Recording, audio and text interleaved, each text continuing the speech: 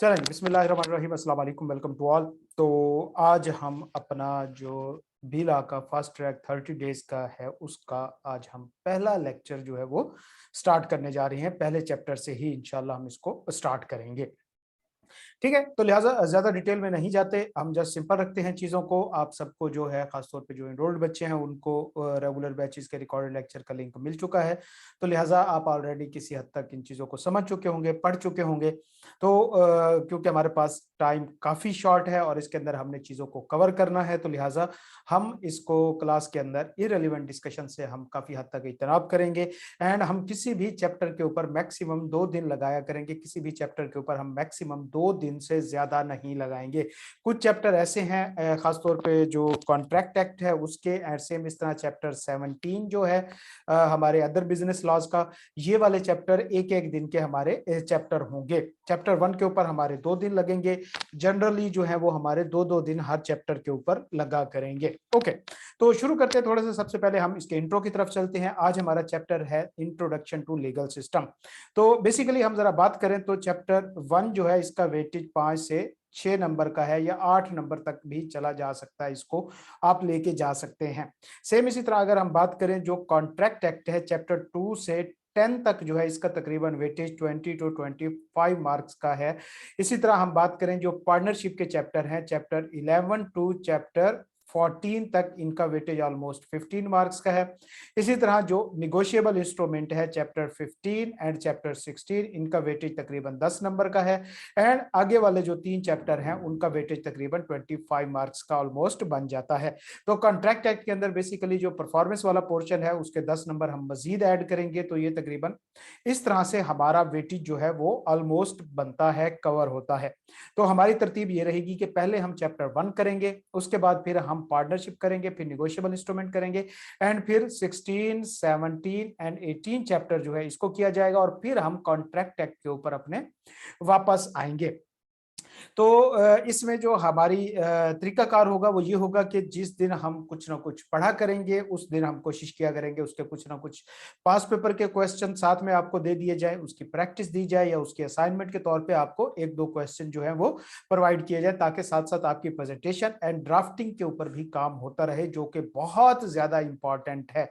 Drafting जो है बेटा खास तौर पे लॉ के अंदर बहुत इंपॉर्टेंट है। ऑलमोस्ट मैं कहूं तो 70% पेपर को पास कराने वाली चीज जो है वो ड्राफ्टिंग एंड प्रेजेंटेशन ही होती है। ठीक है, बाकी आप में से ज्यादा स्टूडेंट जो हैं उनका जाहिर बात है रेफरेंस बेस्ड होते हैं या जानने वाले जो है मुझसे पढ़ चुके हैं, तो ऑलरेडी आपको इस चीज का आइडिया होगा कि हम ड्राफ्टिंग एंड प्रेजेंटेशन के ऊपर ज्यादा फोकस करते हैं। एंड इसका एक ही तरीकाकार है इसको इंप्रूव करने का कि जो भी आपको असाइनमेंट या क्वेश्चन दिए जाते हैं आप उनको सॉल्व करें, ताकि मुझे आइडिया हो सके कि हम किस पोजीशन के ऊपर मौजूद है। ठीक हो गया। उसके बाद जो पेपर पैटर्न होगा इसका 15 मार्क्स के एमसीक्यूज होंगे एंड बाकी 85 मार्क्स का थ्योरेटिकल पोर्शन होता है। अब हम जो पढ़ाई करेंगे, अपनी स्टडी करेंगे, वो इस तरीके से करेंगे कि हमारी एमसीक्यूज भी हम उसी तरीके से तैयार करेंगे जिस तरह के हम नॉर्मल पेपर करेंगे, नॉर्मल पेपर की तैयारी करेंगे। एमसीक्यूज भी बेटा वही क्वेश्चंस ही होते हैं जो पहले 3 नंबर के पूछा करता था, अब वो 1 नंबर का जस्ट पूछता है। तो लिहाजा एमसीक्यूज आने से चीजें मुश्किल हुई हैं, आसान नहीं हुई। ठीक है, एमसीक्यूज को ये ना समझिएगा कि चीजें आसान हो गई हैं, नहीं बेटा चीजें मुश्किल हो गई हैं। पहले 3 नंबर का क्वेश्चन होता था, बंदा उसमें से कर करा के 1-1.5 नंबर ले ही लेता होता था किसी ना किसी तरीके से। लेकिन जब एमसीक्यूज की बारी आती है तो गलत होना है तो पूरा 1 नंबर ही गलत होना है। एंड सेम इस तरह जो पहले तकरीबन 12-15 क्वेश्चन हुआ करते थे, अब क्वेश्चन जो है वो तकरीबन 30 से 35 क्वेश्चन लॉ के अंदर हुआ करेंगे, इंक्लूडिंग 15 एमसीक्यूज। तो ये भी प्रॉपर क्वेश्चन ही होते हैं। उसके बाद क्योंकि मैं अभी घर पे हूं तो थोड़ा सा हमारा वेब कैम ऑफ रहेगा। मैं इंशाल्लाह फ्राइडे तक वापस अपने ऑफिस में पहुंच जाऊंगा, तो फिर हम वेब कैम भी साथ में ऑन कर लिया करेंगे, ताकि आप जो है वो साथ साथ मेरी एक्टिंग वगैरह भी देखते रहें। ओके, तो मूव ऑन करते हैं अपने चैप्टर 1 के ऊपर। चैप्टर 1 जो है बेटा वो हमारा है इंट्रो टू लीगल सिस्टम, कि हमारे पाकिस्तान का जो लीगल सिस्टम है उसके इंट्रोडक्शन के बारे में ये चैप्टर हमें कुछ बताता है। अब देखो बेटा, हमारे यहाँ जो लॉज होते हैं या रेगुलेशन होते हैं, आप लोगों को पता है कि उनका कोई ना कोई पर्पस या ऑब्जेक्टिव होता है। तो लिहाजा लॉज क्यों बनाए जाते हैं, हम कॉन्ट्रैक्ट एक्ट में देख रहे थे, हम बाकी चीजों पे देख रहे थे, आपको आइडिया भी होगा थोड़ा सा इसका, कि देखो कानून वहां पे काम करता है जहां पे किसी किस्म का इशू आता है। कानून जो होते हैं वो बेसिकली इश्यूज जहां पे आते हैं वहां पे सामने आता है या हरकत में आता है या इंप्लीमेंट होता है। अगर हमारी लाइफ के अंदर कोई इशू कहीं पे नहीं आ रहा तो वहां पे लॉ की कोई खास इंपॉर्टेंस नहीं रह जाती। लिहाजा इश्यूज जहां पे आते हैं वहां पे लॉ जो है वो सामने आता है। अब इश्यूज कहां पे आएंगे, जाहिर बात है कि कोई एक शख्स किसी दूसरे शख्स को डोमिनेट करने की कोशिश कर रहा होगा या उसका हक मार रहा होगा। तो लिहाजा लॉ में जहां पे कोई शख्स, देखो ना, हमारी जो सोसाइटी है इसमें division of power, division of wealth जो है वो इक्वल नहीं है। किसी भी मुल्क की जो गवर्नमेंट होती है उसका एक मेन ऑब्जेक्टिव होता है इक्वल डिस्ट्रीब्यूशन ऑफ वेल्थ। तो ये किसी भी जो गवर्नमेंट है उसका मेन ऑब्जेक्टिव होता है कि वहां पे इक्वल डिस्ट्रीब्यूशन ऑफ पावर हो, इक्वल डिस्ट्रीब्यूशन ऑफ जो है वेल्थ हो। तो ये एक आइडियल सिचुएशन है कि तमाम लोग इक्वली पावर्ड हों, तमाम लोग इक्वली जो है वो रिसोर्सफुल हों। ये एक आइडियल सिचुएशन है जो कि अचीव नहीं की जा सकती, क्योंकि ये हमारी दुनिया का निजाम एंड ह्यूमन नेचर है कि वो डोमिनेट पोजीशन पे जाता है एंड तमाम लोग इक्वल पोजीशन पे नहीं आ सकते।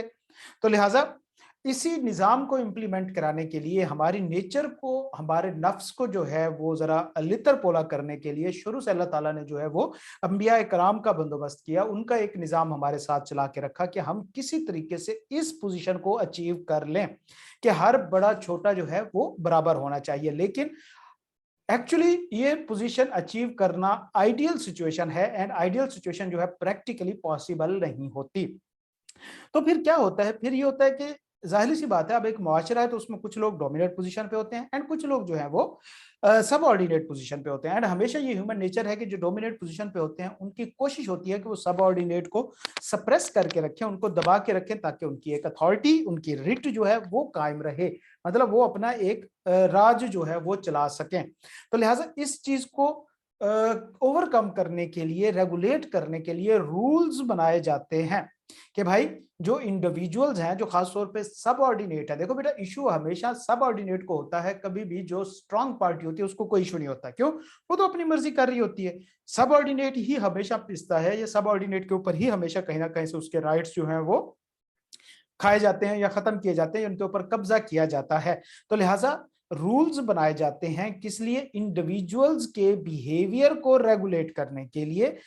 किस लिए रेगुलेट क्यों किया जाता है? ताकि to protect the interest of subordinate या इंडिविजुअल, टू प्रोटेक्ट इंटरेस्ट जो है उसको प्रोटेक्ट करने के लिए। किसका? सबऑर्डिनेट कह सकते हैं या इंडिविजुअल्स कह सकते हैं।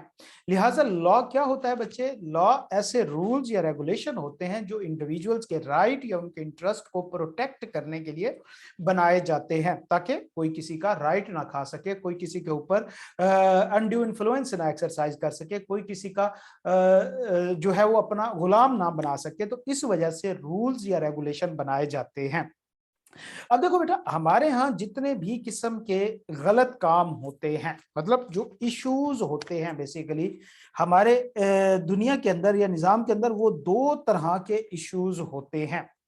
इश्यूज होते हैं वो दो तरह के होते हैं। कुछ इश्यूज तो ऐसे होते हैं जो बेटा बेसिकली स्मॉल लेवल के ऊपर होते हैं, मतलब जिसके अंदर as a whole society effect नहीं होती। दो लोग या तीन लोग या एक घर जो है उसके राइट्स वगैरह जो है वो अफेक्ट हो रहे होते हैं। ये वो इश्यूज होते हैं जो लोगों के आपस के राइट्स को डील करते हैं। दूसरे इश्यूज वो होते हैं बेटा जो लार्ज लेवल पे एज अ होल सोसाइटी को अफेक्ट करते हैं। ठीक है, एज अ होल सोसाइटी को इफेक्ट कर रहे होते हैं, मतलब वो काम ऐसा होता है जिसकी वजह से पूरी सोसाइटी डिस्टर्ब होती है या एक नंबर ऑफ पीपल जो है उससे अफेक्ट होते हैं। मिसाल के तौर पे अगर हम बात करें कि सवाल इश्यूज कौन से हैं, भाई दो लोग आपस में कारोबार कर रहे थे, एक ने दूसरे के साथ फ्रॉड किया या धोखा दिया, जो उसका पैसा खा के भाग गया, चोरी कर ली, इस तरह, या जिस तरह हम घर में मियाँ बीवी के देखते हैं आपस में झगड़े होते हैं, डाइवोर्स के मामला होते हैं, प्रॉपर्टी की डिवीजन होती है, विरासत के मामला होते हैं। ये वो इश्यूज होते हैं बेटा जो चंद लोगों को, जो फ्यू पीपल्स के राइट्स को अफेक्ट कर रहे होते हैं। ठीक है, अब इसमें क्या होता है, ये वाले जो इश्यूज होते हैं नॉर्मली इनको जो हमारे रूल्स डील करते हैं उसकी दो ब्रांचेस हैं। पहली इनको डील करती है, दूसरी ब्रांच जो है वो इनको डील करती है। तो जो ब्रांच हमारे नॉर्मली ऐसे जो इश्यूज होते हैं जो इंडिविजुअल्स के बीच में होते हैं, जो छोटी नेचर के होते हैं, जिनका एज ए होल सोसाइटी या वर्ल्ड वाइड या किसी और लेवल पे इफेक्ट नहीं होता, उनको जो ब्रांच डील करती है उसको कहा जाता है सिविल लॉ। मतलब एक ऐसा कानून जो लोगों के आपस के राइट्स एंड लाइबिलिटीज को डील करता है, रेगुलेट करता है या प्रोटेक्ट करता है। जबकि जो बचे मेजर इश्यूज होते हैं, मिसाल के तौर पे हमारे यहाँ मनी लॉन्ड्रिंग है। मनी लॉन्ड्रिंग क्या है कि भाई देखो, एक शख्स जो है वो चोरी का पैसा या गलत तरीके से कमाया हुआ पैसा गलत तरीके से उसको वाइट करता है, ब्लैक मनी है उसके पास, तो इसका एज ए होल सोसाइटी को इफेक्ट होता है, मुल्क की इकोनॉमी इससे डाउन होती है। सेम इसी तरह अगर एक शख्स जो है वो टेररिस्ट है, एक जगह पे वो ब्लास्ट करता है, तो उससे एक दो लोग तो जो मरते मरते हैं बेचारे, लेकिन पूरी सोसाइटी के अंदर एक किस्म का खौफ हरास पैदा हो जाता है। एंड एज अ होल जो हमारा मुल्क होता है या स्टेट होती है, उसकी रिट चैलेंज होती है, मतलब कानून को चैलेंज किया जाता है या उनकी रिट को चैलेंज किया जाता है इस तरीके से। तो लिहाजा तमाम वो इश्यूज या मामलात जो कि एज अ होल सोसाइटी को या एक बड़े लेवल पे इफेक्ट करते हैं, उनको एक मेजर इंपैक्ट जो है वो उनका होता है। ऐसे जो इश्यूज होते हैं, इनको जो कानून हमारा डील करता है या जो ब्रांच डील करती है लॉ की हमारी, उसको क्रिमिनल लॉ कहा जाता है।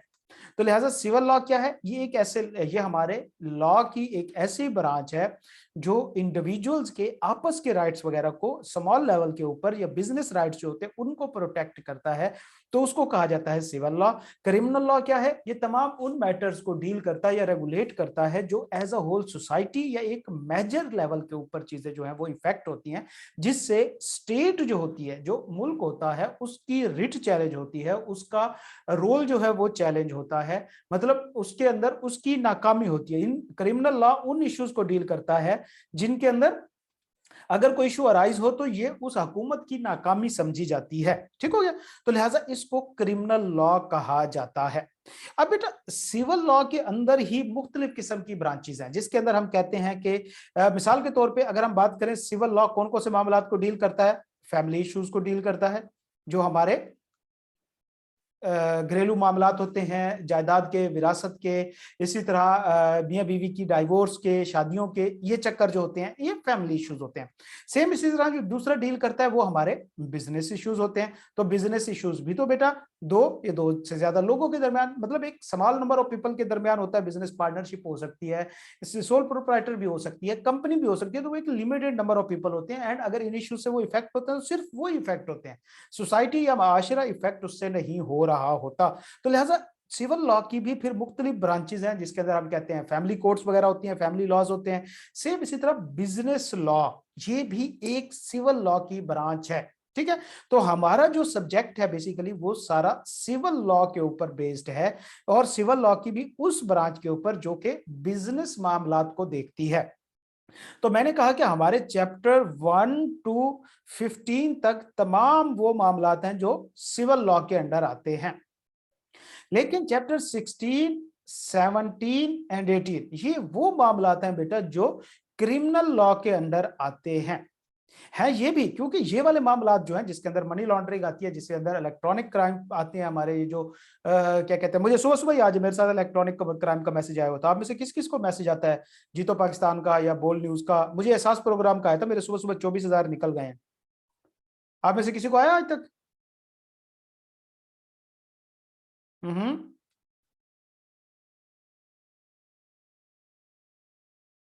हाँ जी, बिल्कुल बिल्कुल। तो लिहाजा मुझे भी आते हैं, एंड खासतौर पे जो बोल वाले आते हैं ना, वो तो कमाल ही होते हैं। वो कोई 25 तोले सोना, 2 मोटरसाइकिल, 3 गड्डियां, 5 लाख, दो सड़कें, 6 हवाई जहाज, पता नहीं वो क्या कुछ उसके अंदर लिख के भेज देते हैं। बंदा कहता है खैर है, बोल न्यूज के पास इतने भी आ गए पैसे। ओके, तो लिहाजा ये मामला जो होते हैं ये क्रिमिनल लॉ के अंडर आते हैं। जिस तरह के हमारे बैंक्स वगैरह के हैक होते हैं, हमारे अकाउंट्स, क्रेडिट कार्ड्स वगैरह जो हैं वो हैक हो जाते हैं, ये सारे क्रिमिनल लॉज होते हैं। इलेक्ट्रॉनिक पेमेंट के जरिए जो क्राइम हो रहे होते हैं, इलेक्ट्रॉनिक मेथड के जरिए जो होते हैं क्राइम्स, तो लिहाजा इनको क्रिमिनल लॉ डील करता है। लेकिन हम इसको बिजनेस लॉ में इसलिए रखते हैं क्योंकि ये वाले मामला जो है वो बिजनेस से रेलिवेंट हैं।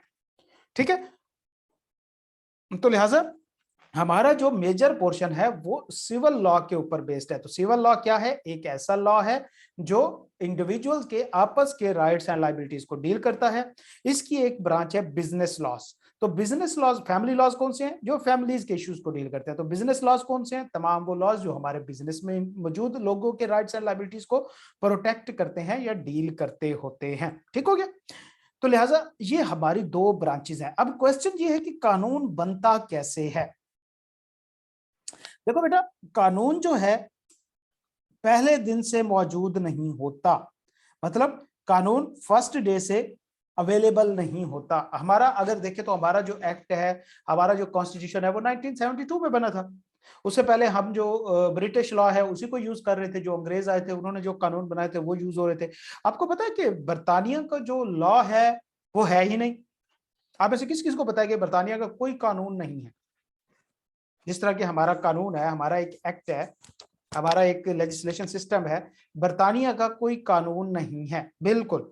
उनकी क्या चीजें हैं फिर? उनके कानून क्या है? उनके रूल्स एंड रेगुलेशन क्या है? उनकी क्वीन, बेटा क्वीन के पास तो कोई भी पावर अथॉरिटी नहीं है, वो तो जस्ट एक सिंबॉलिकल पोजीशन पे होती है, क्योंकि वहां पे भी अब जमहूरी निजाम चल रहा है। बेटा उनकी कस्टम्स है, उनकी रिवायात है, जिनको वो एज अ रूल्स लेके चलते हैं, जिनको वो एज अ लॉ लेके चलते हैं। तो लिहाजा जो कस्टम्स होती हैं बेसिकली, हमारे पहले जो शुरू शुरू में बेसिकली जो कवानीन थे वो कस्टम बेस्ड हुआ करते थे, रिवायात हुआ करती थी, जिनको हम कहते हैं हमारी कबायली रिवायात हैं या हमारी खानदानी रिवायात हैं। तो वो रिवायात भी तो बेसिकली रूल्स ही होते हैं, रेगुलेशन ही होते हैं कि हमने फैमिली के बाहर रिश्ता नहीं करना, हमारे यहाँ ये काम नहीं होना, हमने शादियों पे जो है वो बाहर नहीं जाना, या इसी तरह भाई जो मुख्तलिफ निज़ाम होते हैं, हर फैमिली के अपने अपने सेपरेट फंक्शंस होते हैं, सारा कुछ होता है। तो ये रिवायात होती हैं, कस्टम्स होती हैं। तो ब्रिटिश जो बरतानिया, उनकी कस्टम्स इतनी स्ट्रांग हो गई थी कि उन्होंने उसको ही लेके चलना पसंद किया, उन्होंने कोई कानून नहीं बनाया। लेकिन पाकिस्तान के अंदर हमारी जो रिवायात हैं बेसिकली वो तो है ही है, मतलब हमारी रिवायात जो है वो कस्टम्स जो है वो बेसिकली हमारे शरिया लॉ जो है, हमारी जो शरिया लॉ हैं उनको कस्टम कहा जाता है। तो ये भी हमारे कानून का पार्ट है। लेकिन हमारा कानून एक पार्ट के ऊपर मुश्तमिल नहीं है, इसके मुख्तलिफ सोर्सेज हैं या मुख्तलिफ हिस्से हैं। इक्विटी लॉ बेटा ये वो लॉ है जिसको, ये वो कस्टम्स हैं जिनको वो इक्विटी लॉ कहते हैं। बेसिकली ये लॉ नहीं है, मतलब देखो लॉ का अभी हम देखें ना, सोर्स डिस्कस करेंगे कि लॉ कहाँ कहाँ से आता है। तो उसके अंदर एक हमने कहा कि कस्टम है जो कि हमारे यहाँ शरीयत के नाम से होते हैं। दूसरी लेजिस्लेशन होती है, ठीक है? लेजिस्लेशन मतलब ये वो कवानीन होते हैं जो हमारी पार्लियामेंट बनाती है, ठीक है? सेम इस तरह प्रेसिडेंट्स वगैरह होते हैं, ये भी हम पढ़ेंगे आज इंशाल्लाह। तो इक्विटी लॉ जो है बेटा बेसिकली ये जो ब्रिटिश रूल्स एंड रेगुलेशन है जो उन्होंने इधर बरे-आज़म एशिया में अप्लाई किए थे, जब वो यहाँ जनूबी एशिया पे कब्जा किया था तो उन्होंने एज अ लॉ उनको इंप्लीमेंट किया था, उसको इक्विटी लॉ कहा जाता है। जब वो हमारे यहाँ ईस्ट इंडिया कंपनी ने कब्जा किया था तो फिर उन लोगों ने यहाँ पे अपने कवानीन बनाए थे यहाँ के। अब ये वो कवानीन नहीं है जो ब्रिटिश यूज करते हैं, मतलब बर्तानिया में कवानीन डिफरेंट होते हैं, थे वही लॉ, उनका वही था जो हमारे ऊपर भी इंप्लीमेंट किया, लेकिन उसमें मॉडिफिकेशन की गई बेसिकली। और क्योंकि हमें जमहूरियत की लानत देनी थी उन्होंने, तो वो हमारे ऊपर उन्होंने डाल दिया। एंड सेम इसी तरह हम जो है फिर ये जो हमारे ऊपर इक्विटी लॉ जो मुसल्लत हुआ था 1947 से पहले, उसके बाद तक भी हमारे ऊपर चलता रहा है। तो ये वो कानून था जो ब्रिटिश हमारे ऊपर लगा के गए थे, ठीक है? तो लिहाजा हमारा जो कानून होता है बेटा बेसिकली किसी भी मुल्क का ये फ्लेक्सिबल होता है। देखो अगर हम बेसिकली बात करें तो हमारे पास कानून तो मौजूद है, हमारे पास पूरे का पूरा एक नजरिया हयात मौजूद है, हमारे पास एक कानून मौजूद है हदीस की सूरत में, जो कुरान पाक है उसकी सूरत में हमारे पास पूरा एक निज़ाम हयात मौजूद है, लेकिन हम उसको पूरा इम्प्लीमेंट नहीं कर पाते। नॉर्मली कहा जाता है कि जो कानून होता है ये फ्लेक्सिबल होता है, रिजिड नहीं होता। मतलब कानून आप वक्त के साथ साथ चेंज करते रहते हैं, हालात की जरूरत के मुताबिक नए कानून बनते रहते हैं, पुराने खत्म होते रहते हैं, उनके अंदर चेंजेस होती रहती है, ठीक है? मिसाल के तौर पे जिस तरह इलेक्ट्रॉनिक क्राइम एक्ट जो है वो रिसेंट आया, पहले नहीं था। क्यों? क्योंकि पहले इलेक्ट्रॉनिक क्राइम हुआ ही नहीं करते थे। तो लिहाजा जो इलेक्ट्रॉनिक क्राइम एक्ट बाद में आया है, सेम इसी तरह किसी भी मुल्क का जो लॉ होता है वो फ्लेक्सिबल होता है, मतलब उसके अंदर चेंजेस हो सकती हैं। और जो हमारा खासतौर पे पाकिस्तानी लॉ है, इसके 3-4 सोर्सेज हैं जिनसे ये लॉ हमारे पास बन के आता है या मिलके बनता है। तो हमारे जो लॉज है ज्यादातर इसमें से अभी तक भी देखेंगे तो इंडिया पाकिस्तान के कॉमन है। आप इंडिया का कंपनीज या बिजनेस लॉ उठा के देखें तो वो तकरीबन सेम है। आप इंडियन किसी ऑथर की बुक, ये जो बिजनेस लॉ, सीए का ही बिजनेस लॉ उनका उठाएं, तकरीबन सब्जेक्ट भी सेम ही होते हैं पूरे सीए में, तो उनके बिजनेस लॉ की बुक उठाएं और हमारी उठाएं तो तकरीबन 95% सेम है। क्यों? क्योंकि हमारे लॉ के अंदर भी हमने बनाया तो सही 1972 में अपना कानून, लेकिन उसके अंदर मेजर पोर्शन जो है वो हमारा वही ब्रिटिश लॉ का ही शामिल रहा था। तो लिहाजा हमने फिर उसके अंदर क्या किया, वो ब्रिटिश लॉ वो वैसे का वैसे रहा, हमने उसके अंदर शरीयत कानून डाले, उसके अंदर फिर हम लेजिस्लेशन के जरिए भी कानून डालते रहते हैं, इसी तरह प्रेसिडेंट वगैरह भी उसके अंदर इंक्लूड होते रहते हैं। तो वो हमारा एक लॉ जो है ये बेसिकली मुसलसल अपडेट होता रहता है।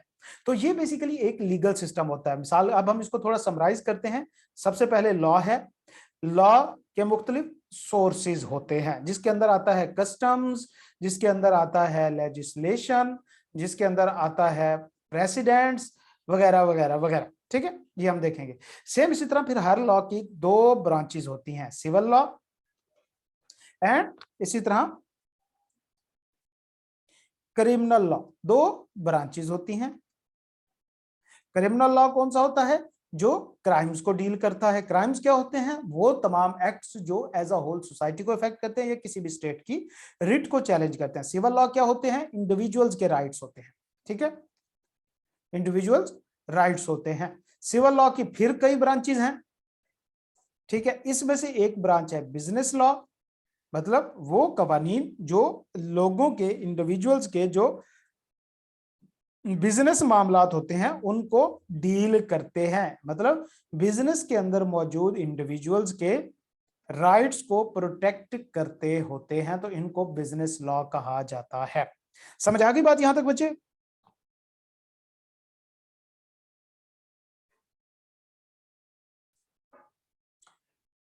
ओके जी, अब हम थोड़ा थोड़ा पढ़ते चलते हैं, देखते हैं साथ साथ अपना चैप्टर भी कवर करते जाएं। लॉ क्या होता है? Set of rules, system of rules, जो लोगों के कंडक्ट को या स्टेट के कंट्रोल को या लोगों के बिहेवियर को रेगुलेट करने के लिए बनाया जाता है। ये फ्लेक्सिबल होते हैं, रिक्वायरमेंट के मुताबिक साथ साथ चेंज होते हैं। मर्केंटाइल लॉ क्या होता है? मर्केंटाइल लॉ का दूसरा मतलब बिजनेस लॉ होता है, जिसको हम बिजनेस लॉ भी कहते हैं। ये मर्केंटाइल लॉ का दूसरा नाम है। तो ये सिविल लॉ की एक ब्रांच है जो कि राइट्स एंड ऑब्लिगेशन को डील करती है, जो बिजनेस के अंदर इंडिविजुअल्स मौजूद होते हैं जो एक दूसरे के साथ डील कर रहे होते हैं। तो लिहाजा सोर्सेज ऑफ लॉ के कानून जो है वो कैसे बनता है, हमने अभी देखा कि लेजिस्लेशन ये क्या तरीकाकार होता है। ये वो तरीकाकार है कानून बनाने का जिसके अंदर हमारी लेजिस्लेटिव बॉडीज जो है, लेजिस्लेटिव बॉडीज जो है वो कानून बनाती हैं। पाकिस्तान के अंदर लेजिस्लेटिव बॉडीज जो है वो नॉर्मली हमारी गवर्नमेंट होती है, वो हमारी फेडरल गवर्नमेंट भी होती है, वो हमारी प्रोविंशियल गवर्नमेंट भी होती है, लेकिन सुप्रीम अथॉरिटी जो है वो हमारी पार्लियामेंट के पास होती है। ठीक हो गया। इसके बाद प्रेसिडेंट। प्रेसिडेंट क्या होता है बेटा? देखो कल हमने क्लास में भी बात कर रहे थे, हमारे यहाँ जो कवानीन है वो जिंदगी के हर मैटर्स को रेगुलेट करने के लिए नहीं बनाएगा। ठीक है, एक कानून होता है बेसिकली किसी एक एस्पेक्ट को रेगुलेट करने के लिए। मिसाल के तौर पे कानून के अंदर लिखा है जी, जो डायरेक्टर्स होते हैं उनकी मिनिमम जो कोरम होता है वो 1/3 ऑफ द डायरेक्टर होना चाहिए। मैं एक मिसाल दे रहा हूं, मतलब एक कंपनी के अंदर जब मीटिंग होती है, उस मीटिंग में मौजूद लोग जो होते हैं, कुछ मिनिमम लोग होना मौजूद होते हैं, जरूरी होते हैं एक मीटिंग के अंदर, ताकि मीटिंग कंडक्ट हो सके, नहीं तो उस मीटिंग का फैसला नहीं होता। ऐसा नहीं होगा कि फिर एक ही बंदा मीटिंग करे और उसका फैसला जो है वो अकेला डिक्टेट कर दे, नहीं। तो लॉ कहता है कि जितने भी टोटल नंबर ऑफ डायरेक्टर होंगे, या आप कंपनी लॉ में पढ़ेंगे, उसका 1/3 जो है तादाद होनी चाहिए। अब जाहिर सी बात है कि अगर हम बात करेंगे 7 डायरेक्टर है और उसका 1/3 जब हम निकालेंगे तो ये पॉइंट्स में आएंगे, मतलब 2 पॉइंट समथिंग आएगा। तो लिहाजा अब भाई इन पॉइंट्स का क्या करना है, कानून ने कह दिया 1/3। अब इसके बाद ये वाली चीज जो है ये मौजूद नहीं है, तो फिर इसके ऊपर फैसला कौन करेगा? तो हमने कहा कि देखो 3 तरह के हमारे यहाँ इदारे होते हैं, पुलिस, कोर्ट एंड पार्लियामेंट ने तो ये कानून बना दिया। पुलिस का काम क्या है कि भाई वो इसको इंप्लीमेंट कराएगी, अदालत ने हुक्म देना है कि आपने ये करो तो उसने करना है। तो लिहाजा इस चीज को कौन डिफाइन करेगा, 2.33 बंदा कहां से ढूंढ के लाए। तो फिर इसके ऊपर अदालत जो है वो अपना एक फैसला देती है, वो इंटरप्रेट करती है कि भाई देखो, अगर तो ये 0.5 या उससे ज्यादा होगा तो एक होगा वो, अगर 0.5 से उससे कम होगा तो वो नहीं काउंट होगा। तो यहाँ पे 2.33 है, तो लिहाजा 2 डायरेक्टर विल बी इनफ। अब ये बात किसने बताई है, ये कोर्ट ने फैसला दिया है। तो लिहाजा इस तरह के तमाम फैसले जो कोर्ट किसी केस में करती है, जो कि लॉ के अंदर नहीं लिखे होते या क्लियरली नहीं लिखे होते, तो फिर जो उससे नीचे वाली अदालतें होती हैं उनके लिए बाइंडिंग हो जाता है वो फैसला। मतलब नीचे वाली कोर्ट के लिए ऊपर वाली कोर्ट का मामला जो है वो कानून बन जाता है, ऊपर वाली कोर्ट का फैसला। मिसाल के तौर पे ये फैसला दिया सुप्रीम कोर्ट ने, कुछ दिन बाद हाई कोर्ट के अंदर एक केस हुआ, वो भी इसी नेचर का था। तो अब हाई कोर्ट पाबंद है कि जो सुप्रीम कोर्ट ने फैसला दिया है वही फैसला दे। क्यों? ये एक कानून बन गया है छोटी कोर्ट्स के लिए। अगर ये हाई कोर्ट ये फैसला देती है एंड सुप्रीम कोर्ट जो है वो इसको चेंज करना चाहती है तो वो कर सकती है, लेकिन सुप्रीम कोर्ट का फैसला जो है वो हाई कोर्ट चेंज नहीं कर सकती। तो प्रेसिडेंट क्या होते हैं, कोर्ट्स के डिसीजन होते हैं या फैसले होते हैं किसी भी स्पेसिफिक केस के अंदर, जो कि बाइंडिंग होते हैं या जरूरी होते हैं, लॉ बन जाता होता है सबऑर्डिनेट कोर्ट्स के लिए। क्लियर है बच्चे ये वाला पॉइंट? प्रेसिडेंट का क्लियर है? ओके जी। उसके बाद तीसरा होता है कस्टम। तो हमने कहा कि हमारे यहाँ कस्टम जो है वो शरीयत लॉज जो है वो हमारे जो हमारे शरिया कोर्ट्स मौजूद हैं, ये भी हमारे कानून का हिस्सा होती हैं। क्योंकि हमने बहरहाल एक इस्लामी मुआशरा जब मुल्क कहना है अपने आप को, तो हमें एक इस्लामी कानून बहरहाल उसको चाहिए होगा। लेकिन हमारे यहाँ इस्लामी कानून की तो एक किस्म की मौकरी ही है, कोई इम्प्लीमेंटेशन तो उसकी है नहीं। बहरहाल वो भी हमारे कानून का पार्ट है। इस तरह एग्रीमेंट, एग्रीमेंट जो होते हैं बेटा दो पार्टीज के दरमियान, कॉन्ट्रैक्ट जो होते हैं उसके अंदर जितनी भी टर्म एंड कंडीशन होती हैं वो दोनों पार्टीज के लिए बाइंडिंग हो जाती हैं, लॉ बन जाता है। मिसाल के तौर पे मैंने और असद ने हमने एक बिजनेस शुरू किया, तो हमने ये चीज तय की थी कि भैया डेली जो है वो आप लोगों को एक गाड़ी पिक एंड ड्रॉप की फैसिलिटी देगी। मतलब बिजनेस जो है वो पिक एंड ड्रॉप की फैसिलिटी गाड़ी देगी। तो लिहाजा अब ये हमारे ऊपर पाबंदी है कि हम उसी गाड़ी के ऊपर आएंगे। क्यों? हमने एग्रीमेंट के जरिए अपने ऊपर खुद लॉ इंप्लीमेंट कर लिया है। बाहर के बंदे के लिए तो ये इंप्लीमेंट नहीं है, लेकिन हमारे लिए है। क्यों? हमने एग्रीमेंट के अंदर लिख लिया। तो लिहाजा एग्रीमेंट के अंदर मौजूद रूल्स वगैरह जो होते हैं वो उन एग्रीमेंट के अंदर मौजूद पार्टीज के लिए कानून बन जाते हैं। क्लियर है बच्चे? चारों पॉइंट्स, चारों सोर्सेज ऑफ लॉ क्लियर है? चले जी, गुड हो गया। आगे चलते हैं। तो हमने पहले कहा था कि देखो हमारे यहाँ नॉर्मली दो तरह के लॉज होते हैं, civil law and criminal law. तो सिविल लॉ क्या होता है? वो लॉ जो नॉर्मली राइट्स लाइबिलिटीज इंडिविजुअल्स के डील करता है। इसी की ही एक ब्रांच हमने बिजनेस लॉ देखी।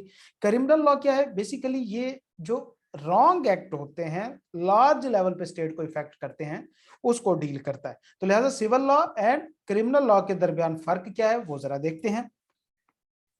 सिविल लॉ क्या करता है? वो कहता है ये rights and duties of the person जो है वो डिसाइड करता है, उनको सेट आउट करता है, उनको रेगुलेट करता है। ठीक है? अगर किसी का कोई हक मारा जाता है तो वो अदालत में जाके दूसरे से अपना हक दिलवा सकता है।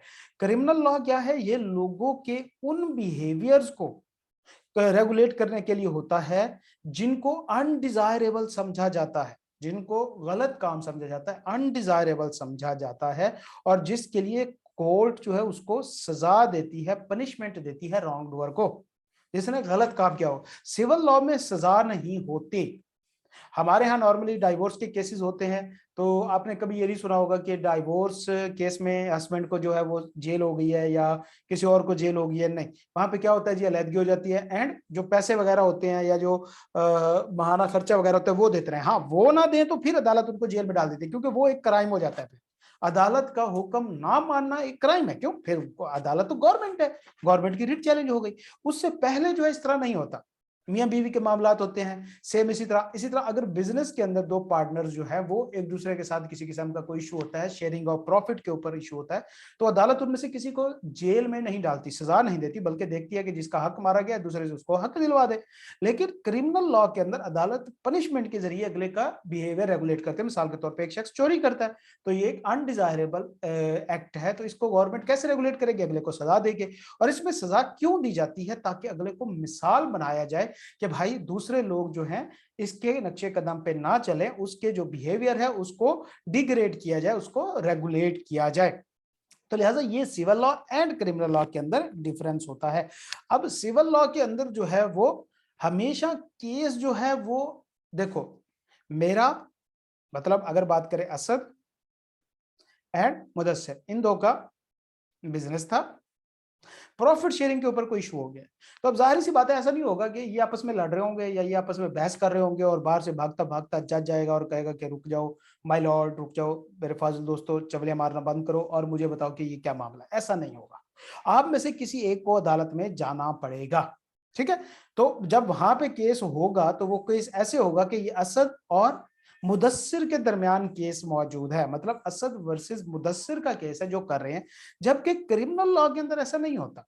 क्रिमिनल लॉ में जब भी कोई शख्स क्राइम करता है तो एप्लीकेंट कोई भी हो सकता है, वो कोर्ट खुद भी हो सकती है, अदालत खुद भी हो सकती है, जिसको हम सुओ मोटो एक्शन कहते हैं। गवर्नमेंट भी उसके अंदर फैसला ले सकती है, कोई शख्स दूसरा भी जाके एप्लीकेशन दे सकता है, लेकिन वो केस जो होगा वो गवर्नमेंट और मुदस्सिर के दरमियान होगा। मिसाल के तौर पे मुदस्सिर ने सड़क के ऊपर किसी के साथ लड़ाई हुई, ईंट उठा के उसका सर फाड़ दिया, ठीक है। अब वो बंदा वहीं पे बेहोश हो गया, उस बंदे का भाई जाके एफआईआर करा देता है, तो अब वहां पे जो केस होगा वो ऐसे नहीं होगा जिस तरह यहाँ दो पार्टीज के दरमियान था, बल्कि वो गवर्नमेंट वर्सेस मुदस्सिर होगा। तो हमेशा क्रिमिनल लॉ में, हाँ जी बिल्कुल शरीफ बंदे हो, मुझे लग रहा है, बिल्कुल लग रहा है। बाकी बाकियों की तो जिस तरह थाने में फोटो लगी होती है ना बेटा बदमाशों की। अच्छा जी, तो लिहाजा क्या हुआ कि क्रिमिनल लॉ में हमेशा एप्लीकेंट जो है वो गवर्नमेंट होगी। मतलब क्यों? क्योंकि गवर्नमेंट की रिट चैलेंज हुई है, गवर्नमेंट ने कहा कि यहाँ पे लड़ाई झगड़ा मना है, गलत है, किसी को नुकसान नहीं पहुंचा सकते, और इसने उसका सर खोल दिया है भैया, तो फिर गवर्नमेंट आएगी उसके बीच में। जबकि असद और मुदस्सिर के दरमियान जो मामला है ये उनका आपस का, इसमें गवर्नमेंट का कोई लेना देना नहीं है। आप जाओगे तो गवर्नमेंट बीच में आएगी, आप नहीं जाओगे तो गवर्नमेंट कभी आपके घर में आके नहीं कहेगी कि हाँ भाई असद तू दस तो मुदस्सिर तू दस, ऐसा नहीं होगा, ठीक है। तो लिहाजा इसमें जो हमेशा केस होगा वो सिविल लॉ में वो दो पार्टीज के दरमियान, तनवीर वर्सेस खत्री, इस तरह करके केस जो है वो बताया जाएगा। लेकिन क्रिमिनल लॉ में हमेशा स्टेट वर्सेस खत्री जो है वो लिखा जाएगा। उसके बाद पर्पस क्या होता है सिविल लॉ का? सिविल लॉ का पर्पस बेटा क्या होता है? दोनों पार्टीज को इक्वल पोजीशन पे लेके आना, मतलब जिसका हक मारा गया उसको उसका हक दिलवाना, दैट्स इट। किसी को सजा देना मकसद नहीं होता, जबकि क्रिमिनल लॉ में सजा देना मकसद होता है, पनिशमेंट देना मकसद होता है, ताकि लोगों के बिहेवियर को रेगुलेट किया जा सके। हार्म कास्ट कौन केस करेगा? अदालत में जाके कौन केस करता है? तो सिविल लॉ में हमने कहा कि कोई भी जो है जिसको नुकसान हुआ है, क्लेमेंट जो होगा, जो जाके केस करेगा उसको क्लेमेंट कहते हैं, जिसके ऊपर केस होता है उसको डिफेंडेंट कहा जाता है। तो लिहाजा कोई भी शख्स जाके केस कर सकता है, जबकि क्रिमिनल लॉ में हमेशा गवर्नमेंट स्टेट जो होती है वो प्रोसिक्यूटर होती है, वो हमेशा केस करती है डिफेंडर के ऊपर। ठीक हो गया बच्चे, क्लियर है?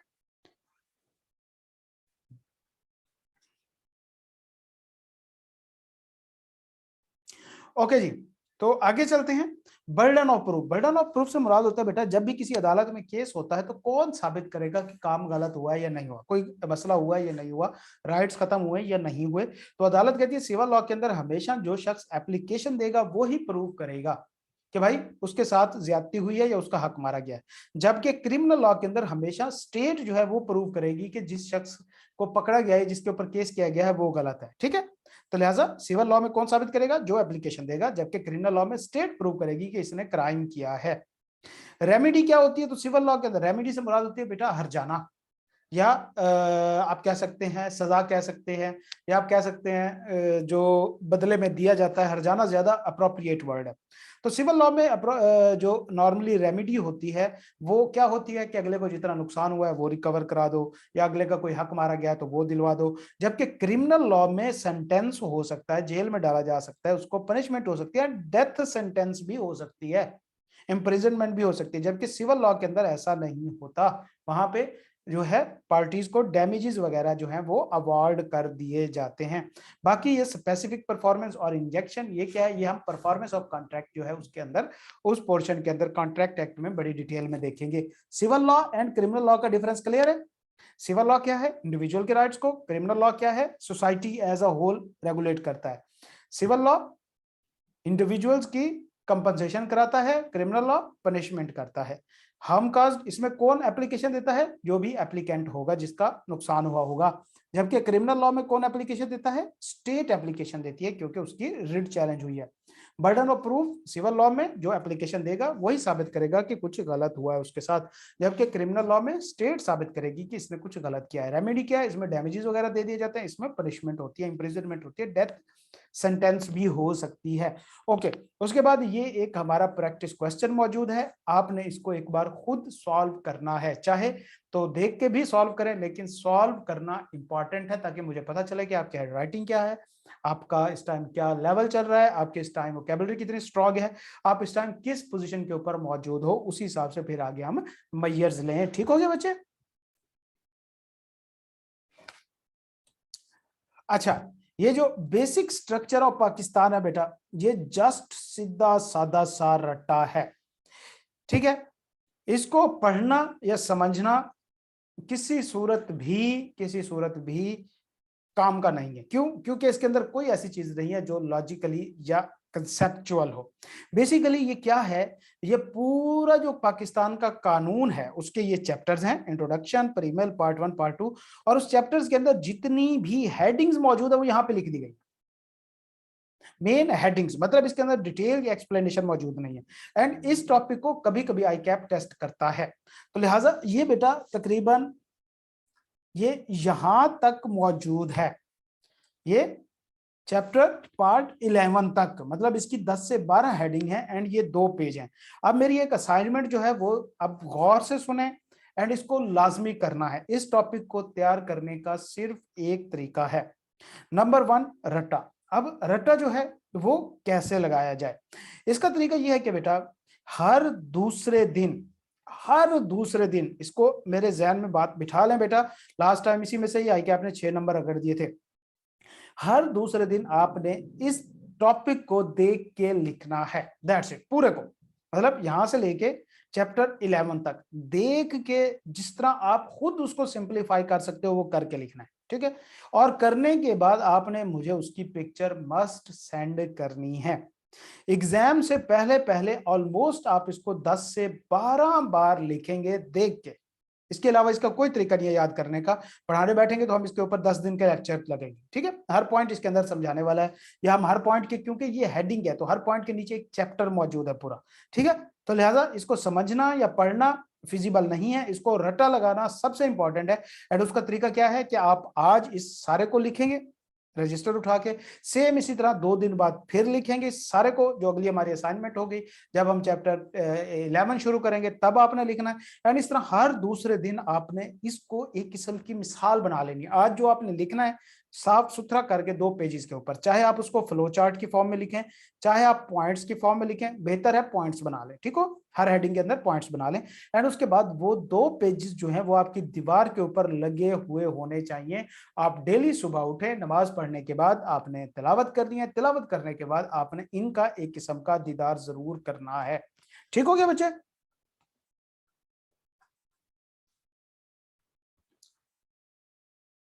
ओके बेटा जी, तो अगला हमारा टॉपिक है गवर्नमेंट स्ट्रक्चर।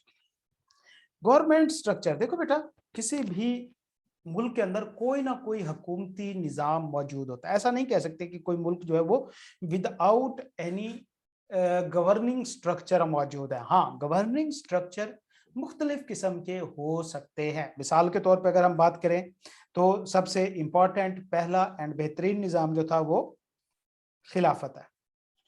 ये एक गवर्नमेंट स्ट्रक्चर है। इसके अंदर क्या होता है कि भाई एक हेड ऑफ स्टेट होता है, वो उसके पास मजलिस शुरा होती है, मतलब मजलिस शुरा या जिसको हम पार्लियामेंट कहते हैं वो होती है, जिससे ये हेड ऑफ स्टेट मशवरा करता है। ये चीजें समझें, ये प्रैक्टिकल लाइफ के लिए ज्यादा इंपॉर्टेंट है बनिस्बत पेपर के।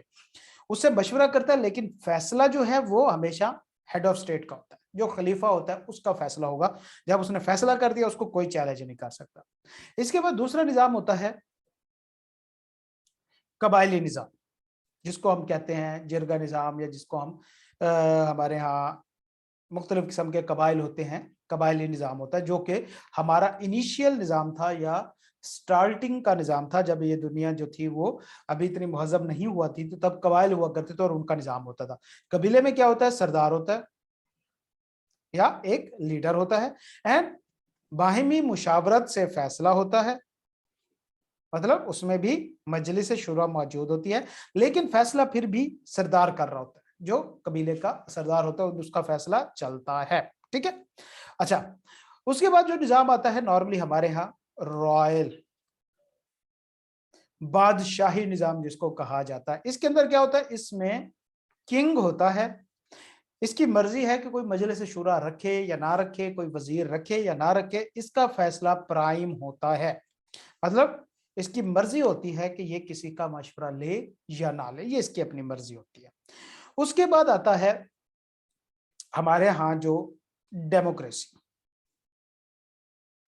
डेमोक्रेसी क्या होती है बेटा, ये एक ऐसा निजाम है जिसके अंदर जनरल पब्लिक के नुमाइंदे जो होते हैं वो सिलेक्ट होके आते हैं, एंड वो म्यूचुअल अंडरस्टैंडिंग से या म्यूचुअल कंसेंट से या मेजॉरिटी से कोई फैसला करते हैं। मतलब इनका जो फैसला होता है हमेशा मेजॉरिटी से होता है। सही, तो अब यहां पे देखो जरा समझो, खिलाफत निजाम के अंदर क्या होता है, मजलिस शुरा मौजूद है, वहां पे जो लोगों की आपस में मशावरत जरूर है, लेकिन फैसला खलीफा का ही होना है। उसने कर दिया तो कोई उसके इतराज हो सकते हैं, लेकिन उसके फैसले को चेंज नहीं किया जा सकता। अगर वो खुद चाहे तो चेंज कर सकता है, जरूरी नहीं कि वो एक पत्थर की लकीर है, लेकिन जबरदस्ती चेंज नहीं किया जा सकता। ठीक हो गया, कोई और बंदा उसको उठ के उसके खिलाफ नहीं जा सकता। जबकि कबायली निजाम में क्या होता है कि इसमें जो सरदार होता है एंड साथ में इसकी भी मजलिस शुरा होती है, लोग होते हैं इसके साथ मशवरे वगैरह करके, लेकिन इसके अंदर भी ऐसा ही होता है कि जो ताकतवर होता है उसकी बात मानी जाती है। खिलाफत में ताकत नहीं देखी जाती। छोटा छोटा फर्क है हर चीज में, छोटा छोटा फर्क है, आप इस चीज को ध्यान में रखें कि खिलाफत में ताकत नहीं देखी जाती कि पावरफुल कौन है। ठीक है, वहां पे क्या होता है, म्यूचुअल अंडरस्टैंडिंग से चीजें होती हैं। लेकिन जो कबायली निजाम होता है इसमें जो ताकतवर होता है वो ही रूल करता है। उसके बाद रॉयल में किंग, इसकी कोई हो सकती है मजलिस शुरा हो या ना हो, ये खुद फैसले लेता है। डेमोक्रेसी में क्या है कि यहाँ पे लोग मिल के फैसला करते हैं, मतलब इनका हेड जरूर होगा लेकिन उसका अपना फैसला नहीं होगा। मिसाल के तौर पे अगर इमरान खान का एक फैसला होता है तो उसका नहीं होता, वो तो मेजोरिटी से पार्लियामेंट के अंदर वोटिंग होती है फिर फैसला आता है, एंड अगर कोई उसके खिलाफ जाना चाहते तो वो जा सकता है, वो एप्लीकेशन दे सकता है, अदम एतमाद की तहरीक चल सकती है, उसकी रेजोल्यूशन कैंसिलेशन की वो मीटिंग चल सकती है, कुछ भी हो सकता है। तो ये डेमोक्रेसी होती है, इसको डेमोक्रेसी कहा जाता है। उसके बाद एक होती है ब्यूरोक्रेसी।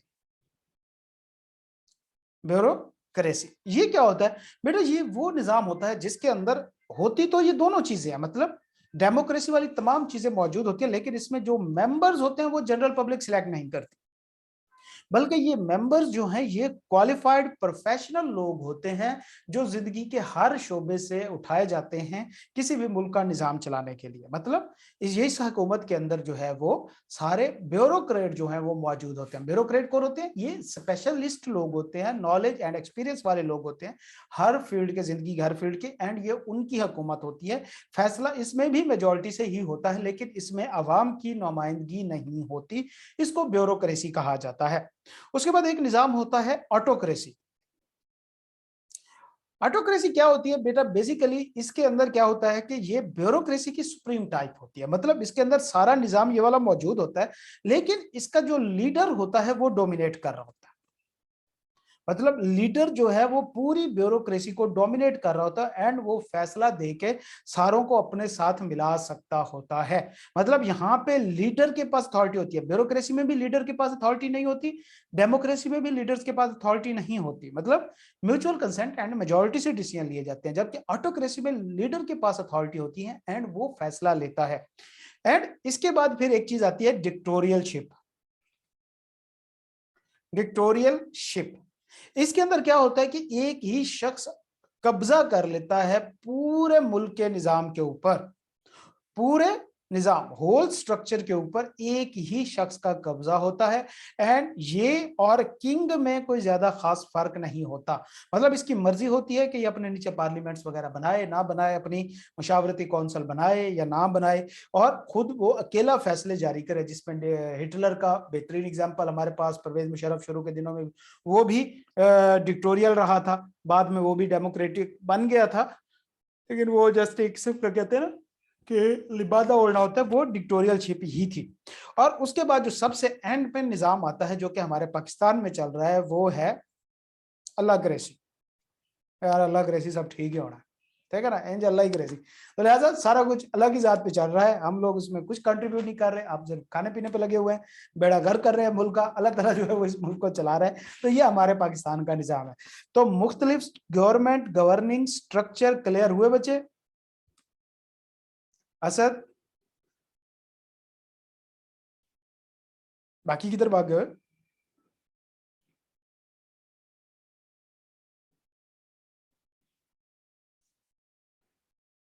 ब्यूरोक्रेसी है, बता दे बेटा। इसमें मैंने आपको बताया कि होती पार्लियामेंट ही है, मतलब जिस तरह हमारा निजाम चल रहा है ऐसा ही है। लेकिन इस टाइम जो हमारी पार्लियामेंट के अंदर लोग बैठे हैं उनको जनरल पब्लिक से सिलेक्ट किया गया है, मतलब वो स्पेशलाइज्ड लोग नहीं है। अब आप खुद देखें कि भाई जो हमारी साइंस एंड टेक्नोलॉजी उसका वजीर वफात जो हमारा फवाद चौधरी है उसको लगाया गया, उसकी क्वालिफिकेशन क्या है पता नहीं, एमए बीए ये है भी नहीं।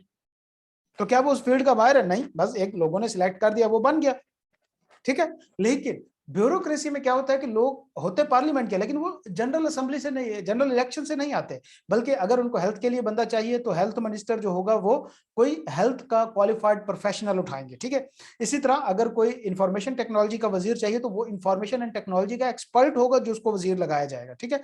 इसी तरह डॉक्टर अब्दुल कदीर खान अगर होता तो वो एक एक्सपर्ट था साइंस एंड टेक्नोलॉजी में, उसको उसका वजीर लगाया जाता, तो वो इलेक्शन के थ्रू नहीं आता।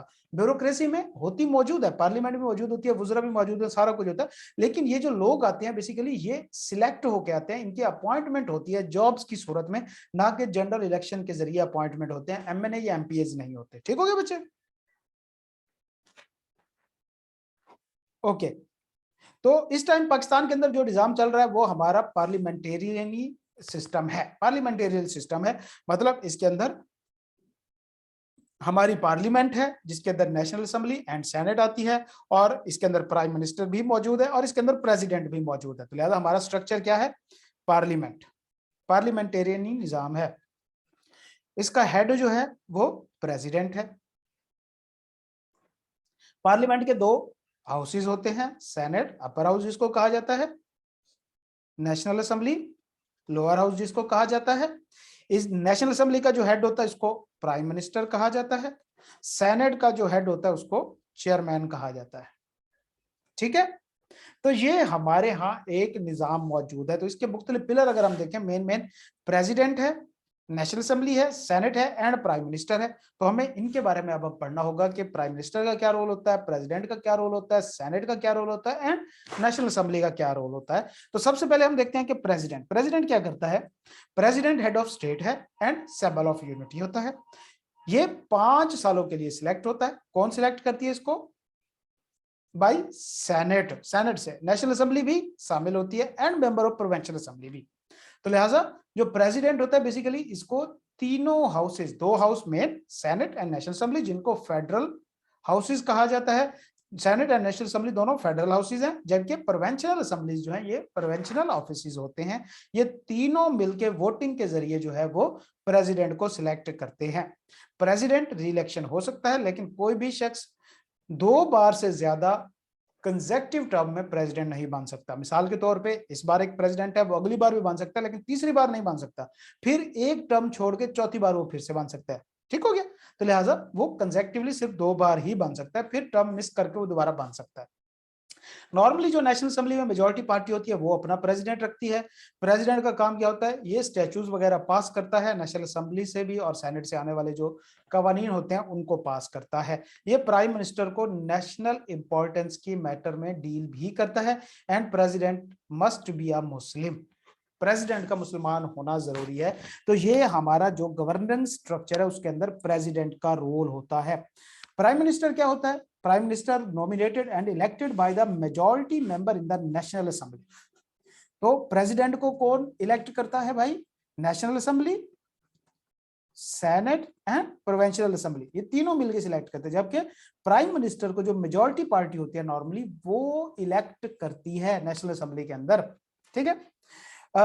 उसके बाद जब वो इलेक्ट हो जाता है तो उसको अपॉइंट हमेशा प्राइम मिनिस्टर करता है, प्रेसिडेंट करता है प्राइम मिनिस्टर को। तो आप देखेंगे कि इमरान खान का हल्फ जो है वो किसने लिया था, किसी को याद है? इमरान खान का हल्फ किसने लिया था वजारत उज़्मा का, याद है बच्चे? सदर ममनून हुसैन ने। हाँ जी, उस वक्त का जो वजीर आजम था उसने लिया था, और वो सदर था जो उसने लिया था, और उस टाइम ममनून हुसैन सदर था। ममनून हुसैन फौत हो गए ना, जिंदा है? यस सर, फौत हो गए। फौत हो गए, हाँ, अभी कुछ दिन पहले ही उनकी वो मैंने देखी तो मुझे याद आ गया, ठीक है। तो लिहाजा वो उसको अपॉइंट करता है, इलेक्ट नेशनल असेंबली करती है, अपॉइंट प्रेसिडेंट करता है। प्राइम मिनिस्टर को एक फेडरल कैबिनेट जो है वो असिस्ट करती है मामलात में, जिसके मेंबर जो है वो प्रेसिडेंट जो है वो प्राइम मिनिस्टर की एडवाइस से अपॉइंट करता है। जो हमारे नॉर्मली यहाँ किचन कैबिनेट का नाम यूज होता है, प्राइम मिनिस्टर की किचन कैबिनेट है, उसके जो मेंबर होते हैं वो भी प्रेसिडेंट अपॉइंट करता है। उसकी वजह यह है क्योंकि हम ऊपर देख चुके हैं कि प्रेसिडेंट का एक काम क्या है, प्राइम मिनिस्टर को नेशनल इंपॉर्टेंस के मामलात में गाइड करना। तो लिहाजा वो कैसे गाइड करता है, रात को फोन करके कहता है ओ भाई खान क्या कर रहा है, खान कहता है वो बस क्या बताऊं भाई अलवी साहब कुछ भी नहीं हो रहा, नहीं ऐसा नहीं होता।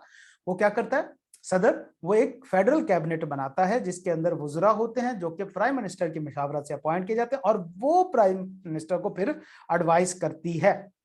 फिर जो फेडरल मिनिस्टर होते हैं उनके सेक्रेटरीज वगैरह और दूसरे गवर्नमेंट ऑफिस नीचे चेले मेले सारे मौजूद होते हैं, ठीक हो गया। तो ये प्राइम मिनिस्टर है, प्राइम मिनिस्टर भी 5 इयर्स के लिए ही इलेक्ट होता है। क्लियर है बच्चे?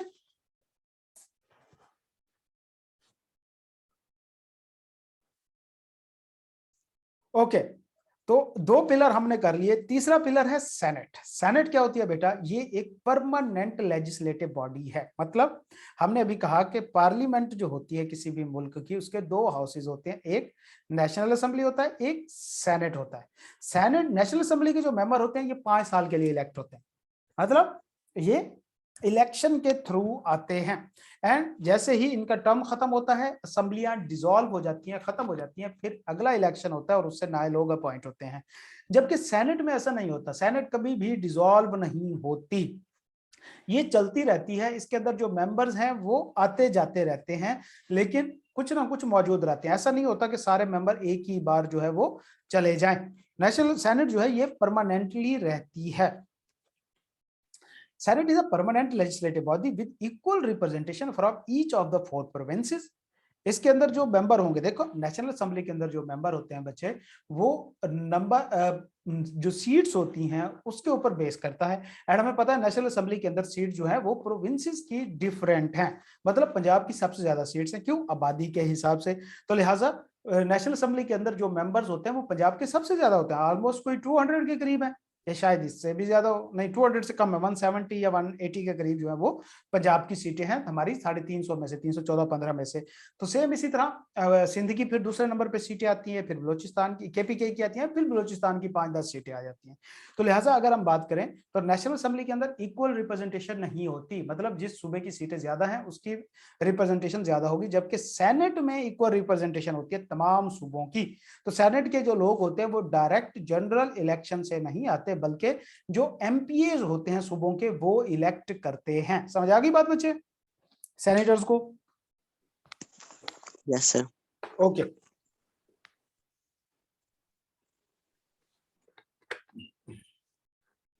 सेनेट का रोल क्या है बेटा?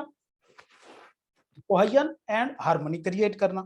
मतलब देखो ना कि जो नेशनल असेंबली है बेटा वो सबको इक्वली रिप्रेजेंट नहीं कर रही, मतलब उसके अंदर बाइसनेस होगी ना, जो फैसले होंगे जाहिर बात है जो मेजॉरिटी लोग होंगे वो अपने हक में करा लेंगे।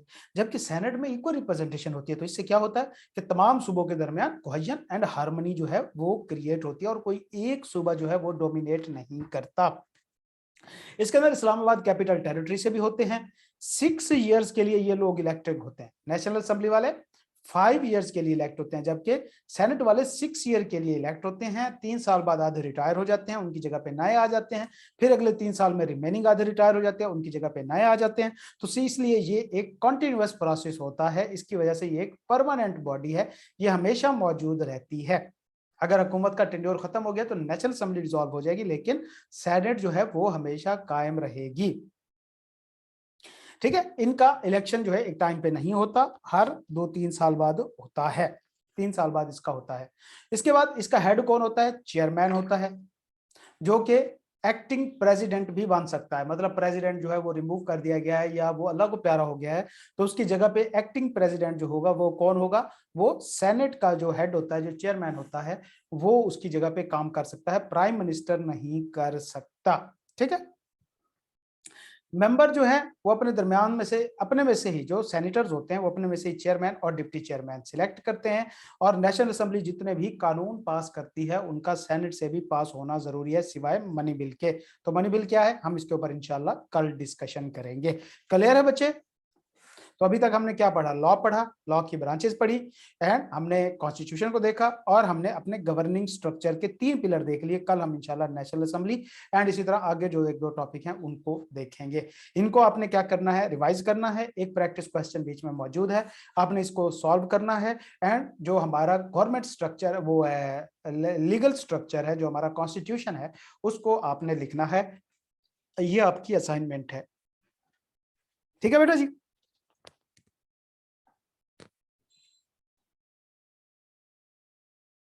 ओके बेटा जी, तो आज के लिए इतना ही।